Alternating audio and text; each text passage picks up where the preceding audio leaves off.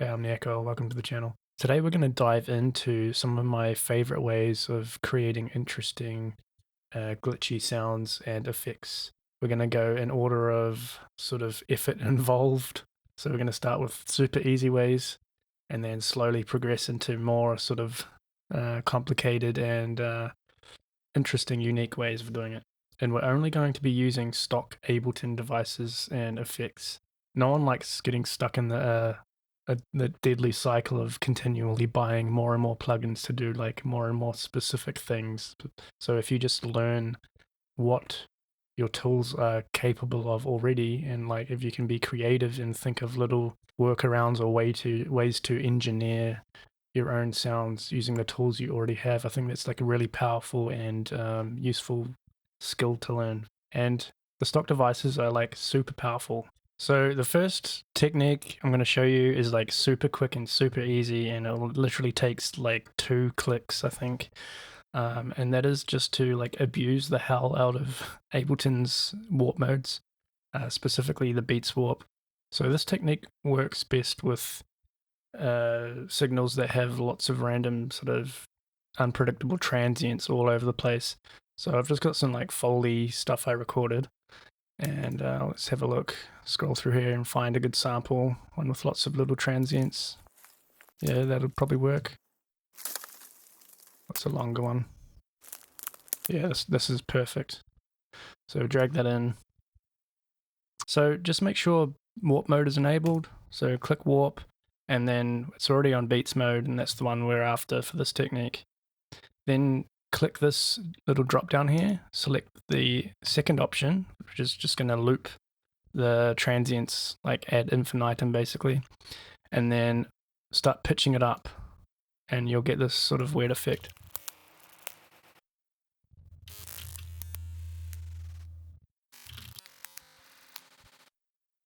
So what's happening here is, since we're pitching it up, that loop point is getting shorter because we're pitching it up, right? So the waveform is getting squished, basically. That's what happens when you pitch something up, the waveform gets shorter. So all this information is getting squished, and since it's on loop mode, it has to play it back again because the next transient hasn't occurred yet. And if for whatever reason like Ableton isn't detecting the transients you want it to, you can actually like add your own transient. So if we click this one here, we can push Control-Shift-I, and then it actually adds our own little pseudo transient there, and we can do that wherever we want to get like interesting effects.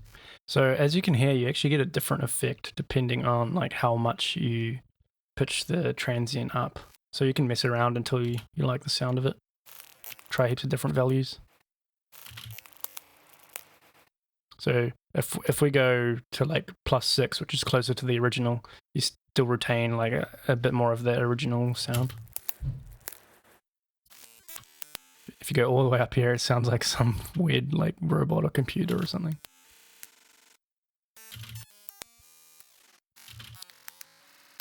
Basically just get really creative with resampling and warping, and you'll get something pretty interesting in no time with pretty minimal effort. But with that said, what if you're like an FM synthesis Chad and actually like putting effort into your sound design? You probably like this next technique I'm going to show off. All we need for this one is one single instance of operator, and we're basically going to create lots of weird and crazy movement and then process that after the fact to get even more crazier and crazier movement. If you're not 100% comfortable with FM synthesis and operator and stuff, that's totally fine. Just follow along and it'll work. But if you want a tutorial on operator and stuff, fully in depth, just let me know in the comments, I guess, and I'll see what I can do. Okay, so for this type of sound, it definitely helps to start off with a harmonically dense waveform. We could just like select a waveform here, like a saw wave or something like that, or even like draw in our own one, like something insane like this. If you're watching my channel, odds are you're an FM synthesis connoisseur, I guess. Possibly. I don't know. But what we can do is make our own waveform with some proper FM. So why don't we do that? So if we go back to Sine, the first thing we have to do for this is make sure we're on an actual algorithm that allows us to do some FM. So I'll just pick this one. And then I'll make sure all of our envelopes are maxed out with the sustain, because we want a static kind of sound for this. Basically, the seed of this sound, we want a static sound, not a bunch of movement straight away, because we're going to add that later. So just a quick recap of how FM synthesis works. Even ratios are going to give you odd harmonics, so more akin to like a square wave, and odd ratios are going to give you both even and odd harmonics, so more akin to like a saw wave or whatever. So just bear that in mind, depending on like what sort of vibe you want for the like seed of the sound. So just play around until you have a sound that you like the vibe of. I might go for even ratios, so that'll give us sort of mainly only odd harmonics.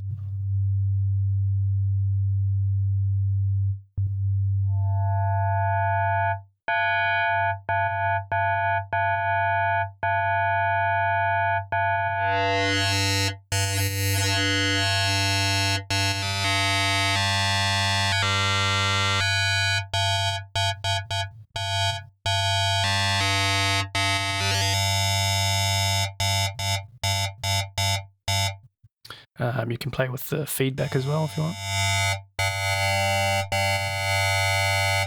There's no need to be insanely precise with this or whatever. We're gonna like completely screw up the sound in the long run. So our goal here is to make lots of fast and random movement.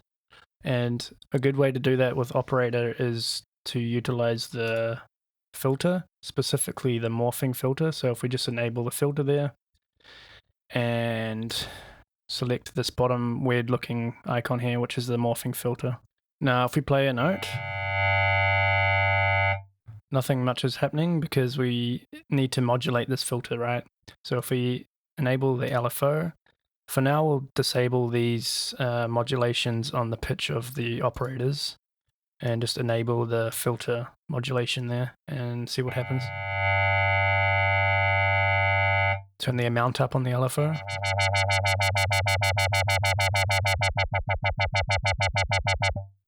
Cool, we got some movement happening. So what I like to do for this type of thing is to sync the LFO to the BPM of the project, maybe like eighth notes, and then actually utilize the sample and hold option on the LFO. So this is SNH, that stands for sample and hold. So it's basically just a random LFO. So it's a static value that is like at one point, and then at the next eighth note here, it's going to jump up to another point. So it's just going to like move around this filter in random ways every eighth note. So if we play that,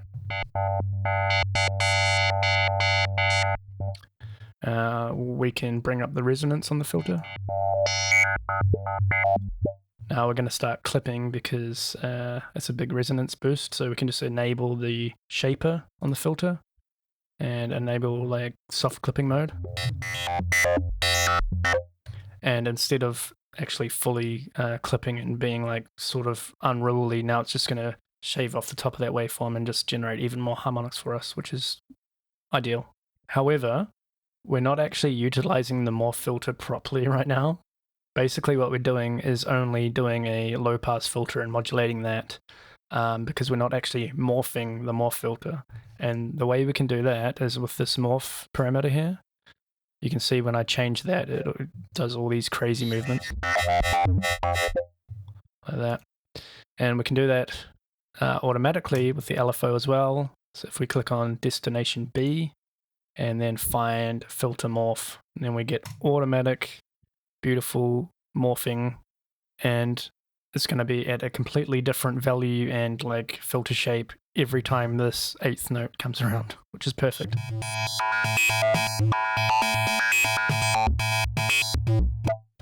Now what we can do is go back and tweak the operator settings even further, or like just hone in on a specific sound.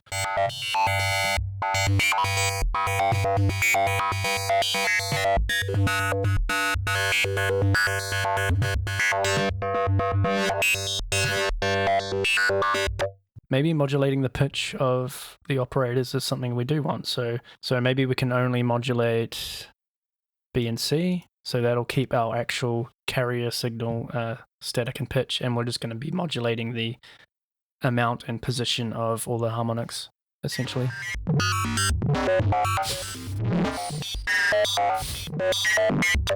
So we're getting pretty insane now, but trust me, it's going to get even more crazy. Another thing we can do is go into the carrier signal here and then click on envelope, and we can actually, instead of having this as a static, like fully sustained sound, we could bring the sustain down and then have it as a little blip like that.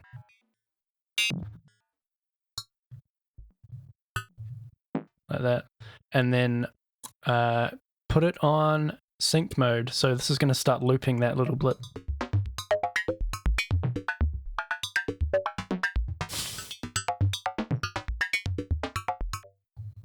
Pretty sweet. And guess what?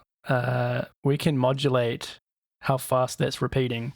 When we find our Max for Live LFO, we could put this on we could put this on random and then sync this to the BPM as well and change this to eighth notes. Where's eighth notes? So now this is kind of a sample and hold kind of deal too, and we can click map and then select this repeat option here, and that's going to modulate how fast that's repeating. But maybe we only want to go between like the fastest value of like 30-second notes, and then we want the slowest value to be eighth notes.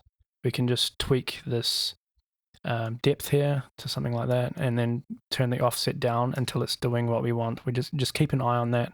If it gets into like 64th notes, you might just start getting some really weird and not so useful artifacty stuff, because that's starting to get it like super quick. See what that sounds like.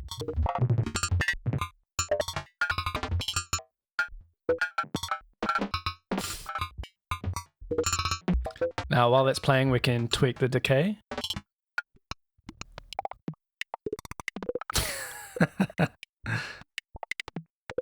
So it just depends on the vibe you're wanting, right? We can have a short decay and it's sort of poppy, liquidy kind of thing, or we can drag it out.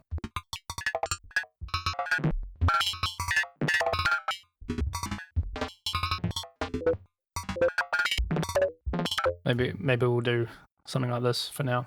Now, we've got a basis of something we can modulate and process even further now. So all we've used so far is an operator and a single external LFO, and we get this. I think that's pretty neat. Now, since the signal at this point is getting pretty crazy, and in terms of dynamics, it's like all over the place, what we can do is just drag in good old trusty OTT, or anything that gets rid of dynamics will be very useful, because for one, you want to protect your ears. You don't want it to get too insanely crazy with the peaks and stuff. And it's just going to be a lot easier to deal with down the road, essentially. So now we have something like this with OTT.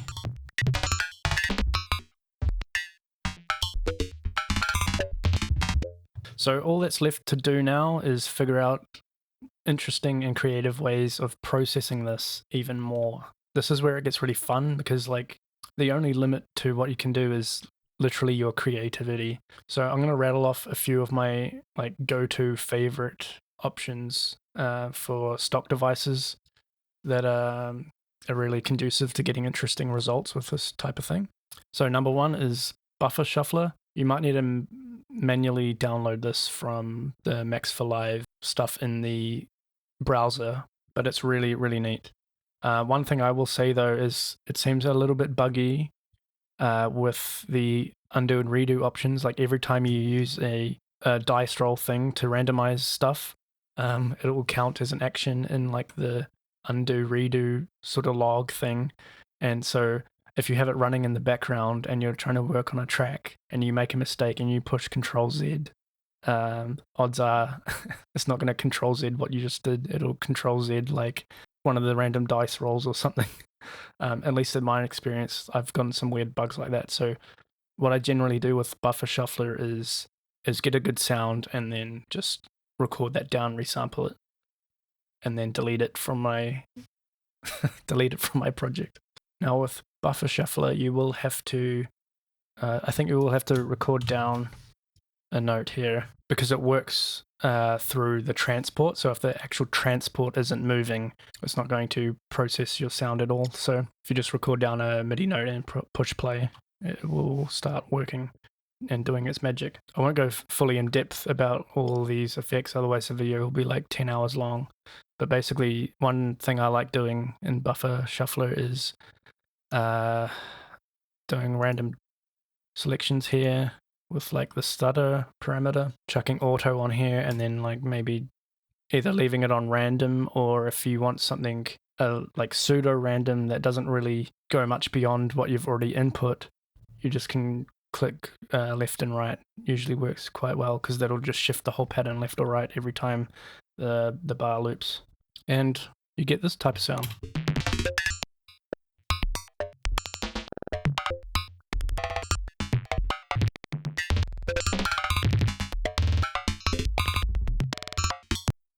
Pretty sweet. And you can also do that with all these other parameters too, like for instance, frequency shifting. Maybe we'll put this one on like actual, just totally random.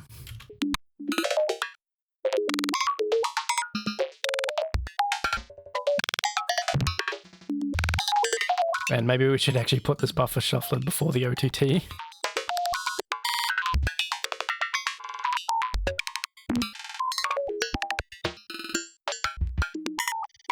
So that's Buffer Shuffler. Some more good options that I won't go as in depth on because they're pretty self-explanatory is Echo, which is pretty neat. If you just like modulate a few of the parameters, you can get some pretty interesting sounds.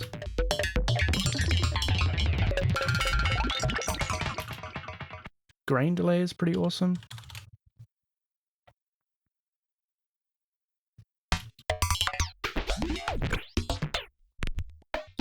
All you do is modulate this sort of dot around and choose what each axis does by clicking these.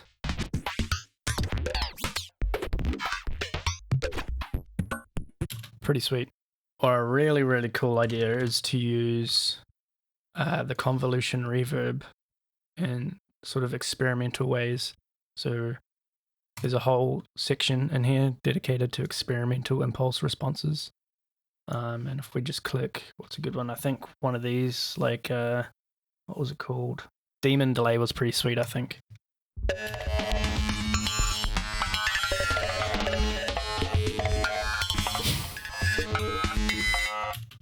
It's pretty insane. But all of these are pretty sweet. The best thing about this convolution reverb is you can drag in your own samples. So like, what if we drag in another sort of glitchy sample? Let me just try find one here. Just drag that in. Now we've got that as an impulse response on our crazy sound.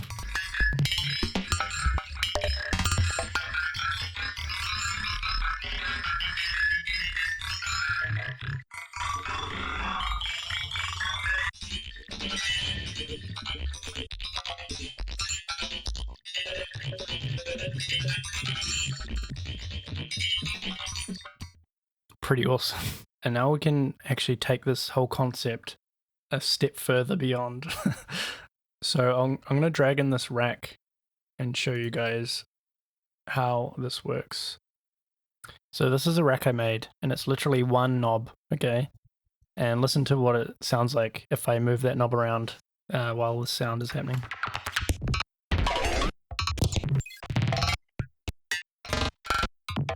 So what I'll do is I'll just drag in another LFO here, randomize that to, put it on sync on 8th notes, and map it to the macro.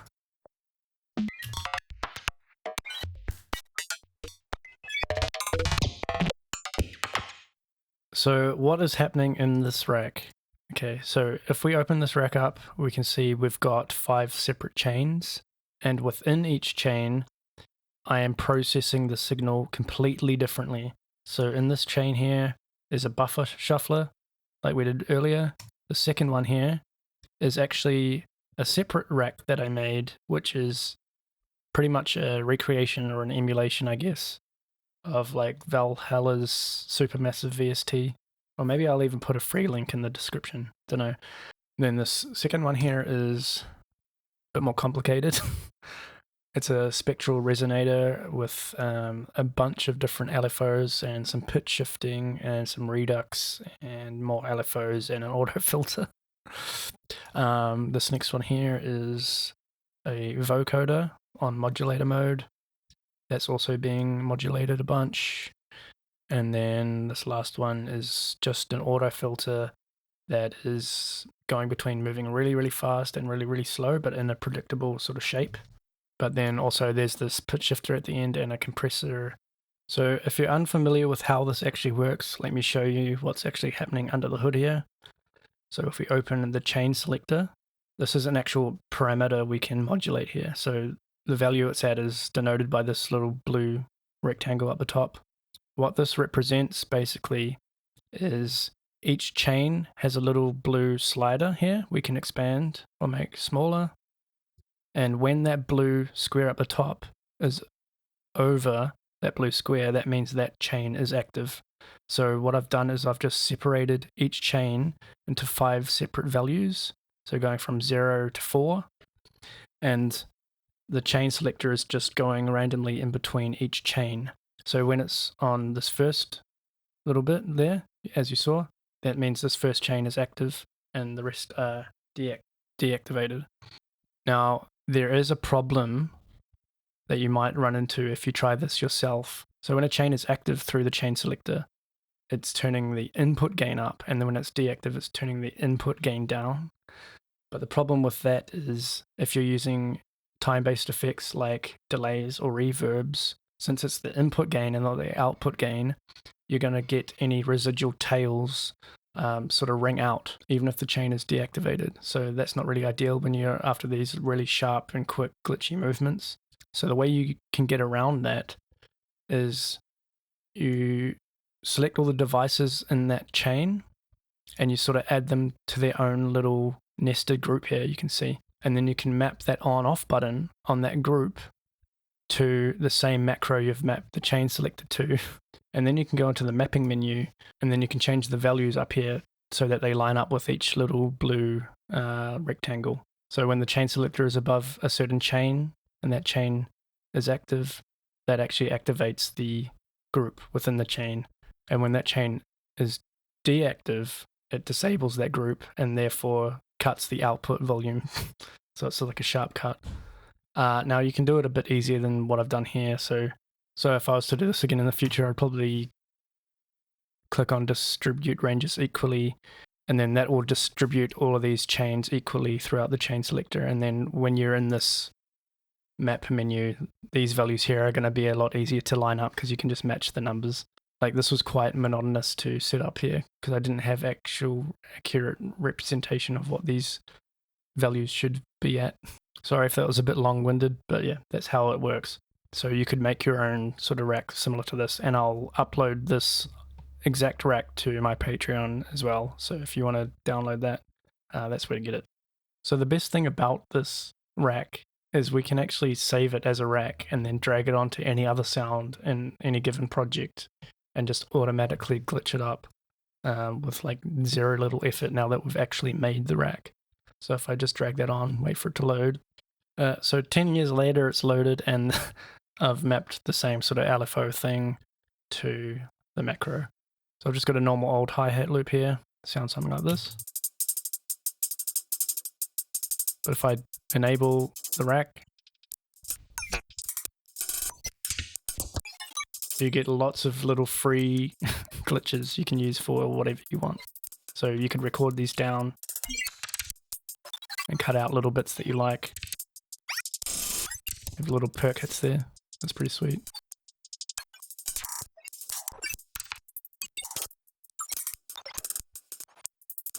So that's the general idea to this sort of stuff.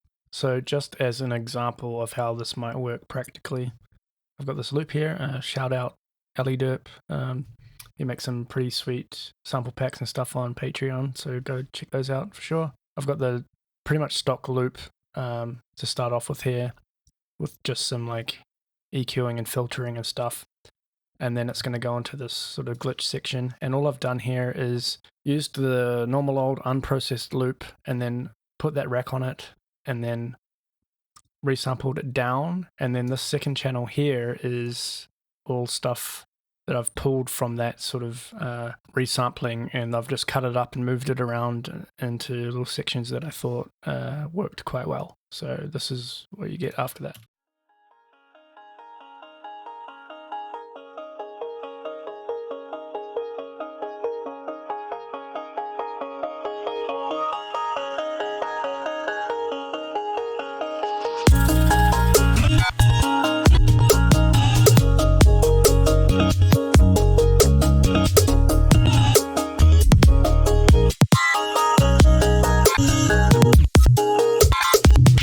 So that's a few ways of getting some really interesting results with only stock effects, but the possibilities are literally endless, so just get really, really creative with it. I'd encourage you to really try and think outside the box with this kind of thing, for sure. Create your own racks and experiment with that. If you do make a really cool rack or something like that, definitely get a hold of me on Discord. That's by far the best place to get a hold of me if you've got any other questions as well. I'm sure to reply as soon as I can through Discord. But I'd love to see what you guys do. As always, thank you to my Patreon supporters here. Over there you'll find exclusive videos, tutorials, sample packs and racks, all sorts of stuff. So definitely go have a look. It's pretty affordable. If you do want to support me, I really, really appreciate it. And I'm also thinking of doing some live streams here on YouTube soon. Maybe listening to your guys' music and critiquing it and giving actual constructive and useful feedback. So if you don't want to miss out on that, definitely make sure you've hit the subscribe button. Anyways, thank you for watching. I hope you got something useful out of this video, and I'll see you guys next time.